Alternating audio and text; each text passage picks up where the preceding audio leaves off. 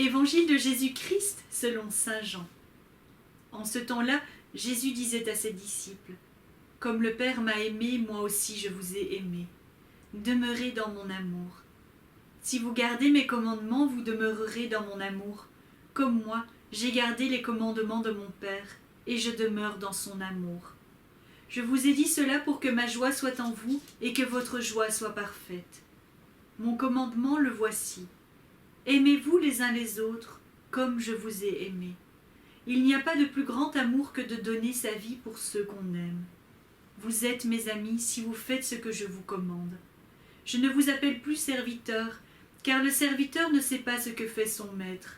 Je vous appelle mes amis, car tout ce que j'ai entendu de mon Père, je vous l'ai fait connaître. Ce n'est pas vous qui m'avez choisi, c'est moi qui vous ai choisi et établi, afin que vous alliez, que vous portiez du fruit, et que votre fruit demeure. Alors tout ce que vous demanderez au Père en mon nom, il vous le donnera. Voici ce que je vous commande, c'est de vous aimer les uns les autres. Parole du Seigneur.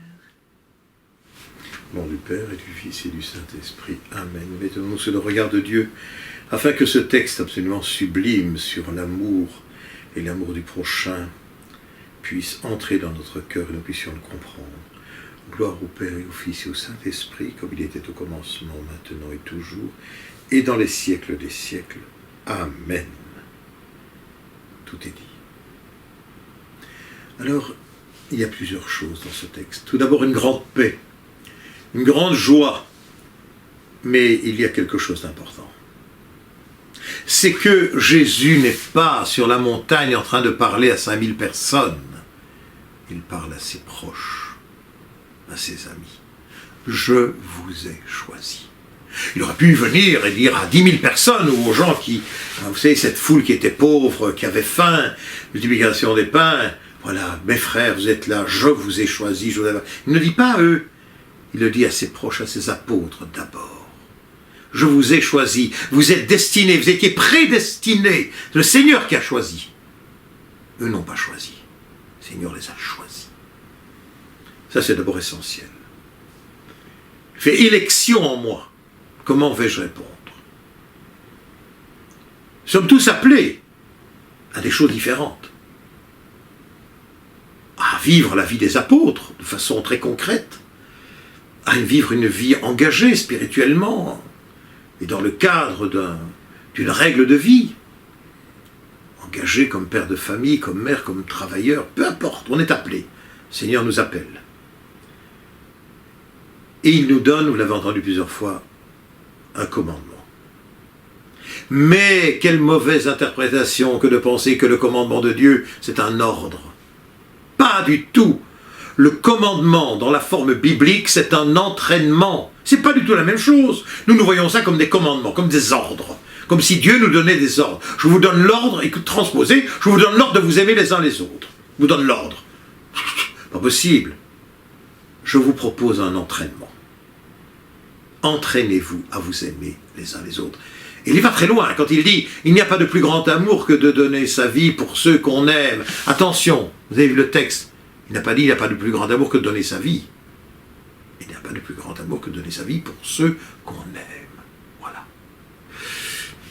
Les saints, il y en a, ont donné leur vie.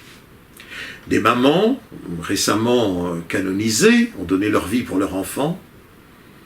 Elles ont accepté de perdre la vie pour que l'enfant puisse vivre de multiples façons possibles. Ou alors des religieux, des religieuses, d'autres ont donné leur vie. Nous pensons à Maximilien Kolbe, qui prend la place de quelqu'un dans le camp de concentration pour que la personne puisse vivre.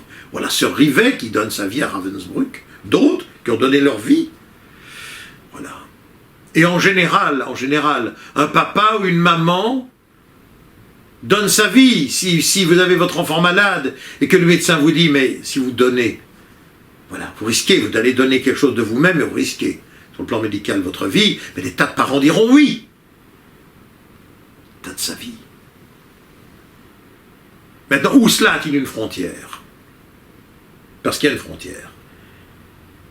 Il y a d'abord ceux qu'on aime. Et qui sont ceux qu'on aime? et qui sont ceux qu'on aime au point de leur donner notre vie.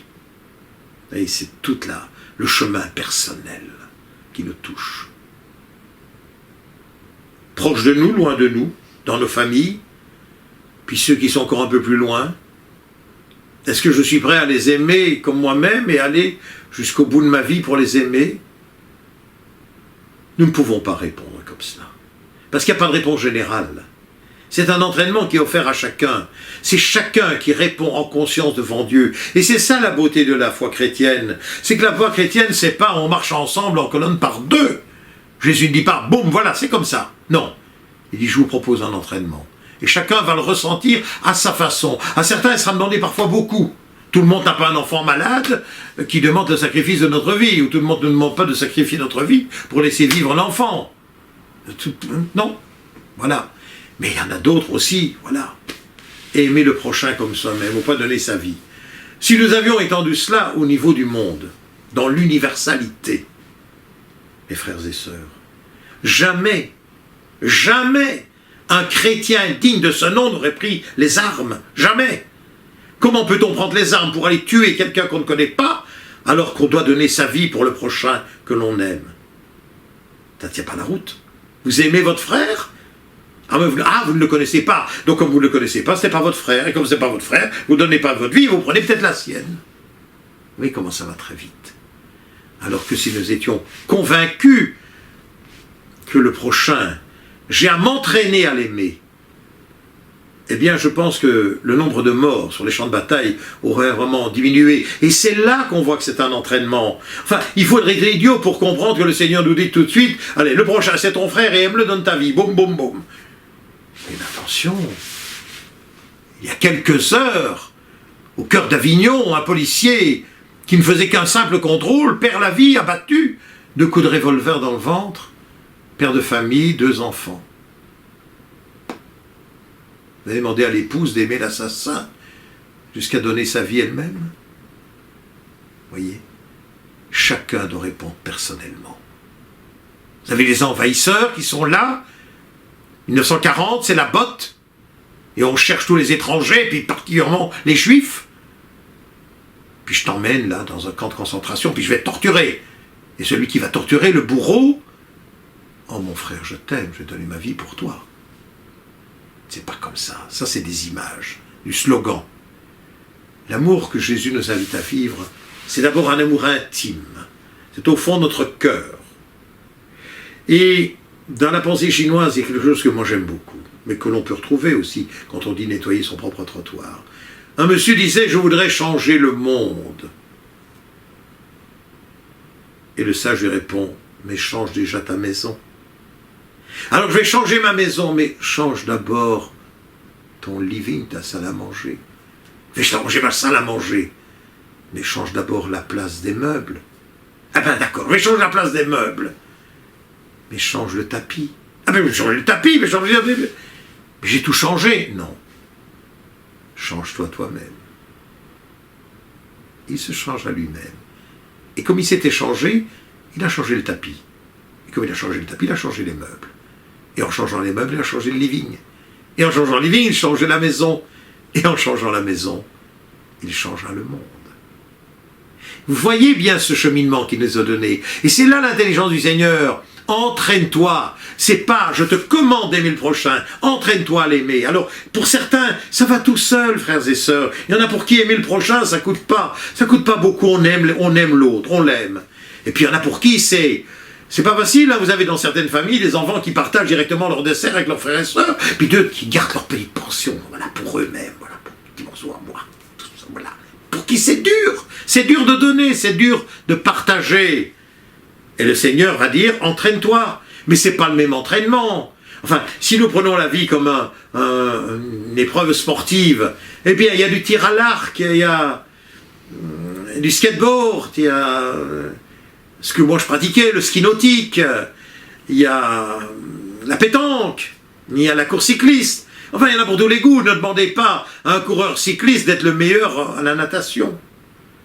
Eh bien, nous, c'est la même chose. C'est pas uniforme, le christianisme. C'est aime le prochain qui vient sur ta route, qui surgit dans ta vie. C'est peut-être toi, c'est peut-être quelqu'un d'autre, ça pas de la même façon. On sonne à ma porte, mon cœur est bon, j'ouvre la porte. Bonjour mon frère. On sonne à ma porte et je viens de me disputer avec mes enfants et ma femme. Que voulez-vous? Voilà, c'est la vie. La vie, c'est concret. Il ne faut pas faire de blabla, des discours. Tout le monde peut faire des discours. C'est pour ça que l'entraînement que Jésus le propose, et là, tu ne peux pas le mettre sur le côté. Tu veux être mon disciple? Tu veux être mon disciple?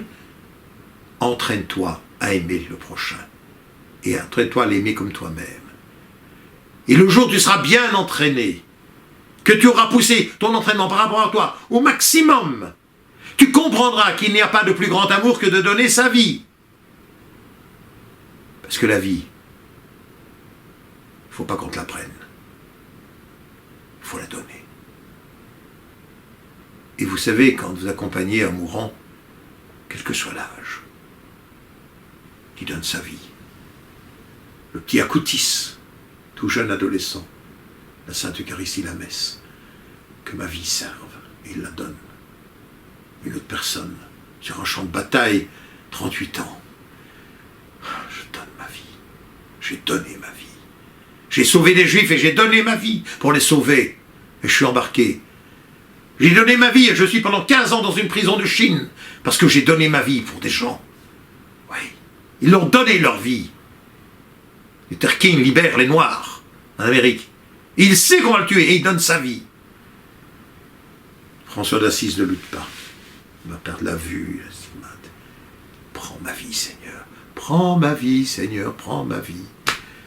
Voilà. Eh bien, c'est un bel évangile aujourd'hui. C'est l'évangile de l'entraînement. Il ne faut pas se lamenter pour dire « je n'aime pas assez ». Non. Entraîne-toi. La vie, c'est toujours perfectible. Tu peux toujours être mieux. Tu ne dois pas te décourager. Il ne faut jamais se décourager. On aime de façon différente. On a reçu la famille, l'éducation. On a tous reçu des talents et des dons.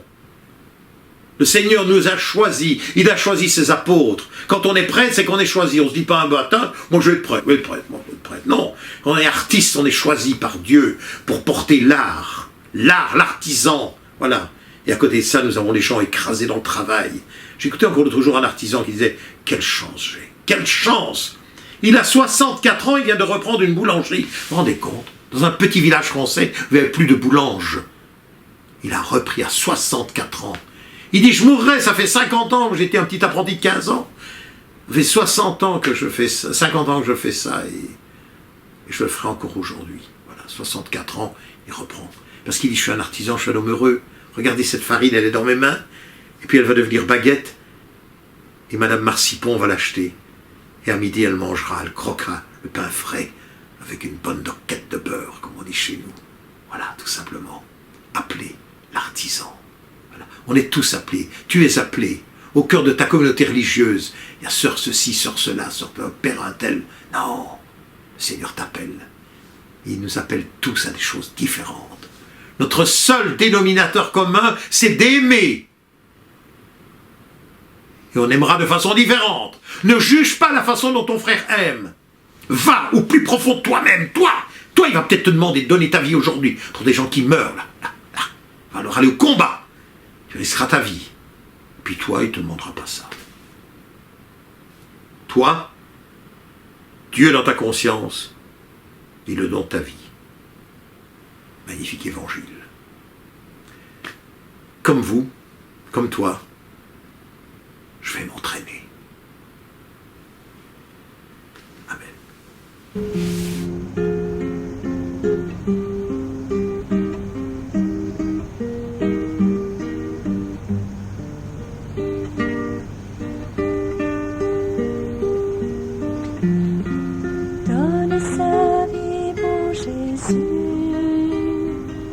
C'est donner notre vie pour nos frères.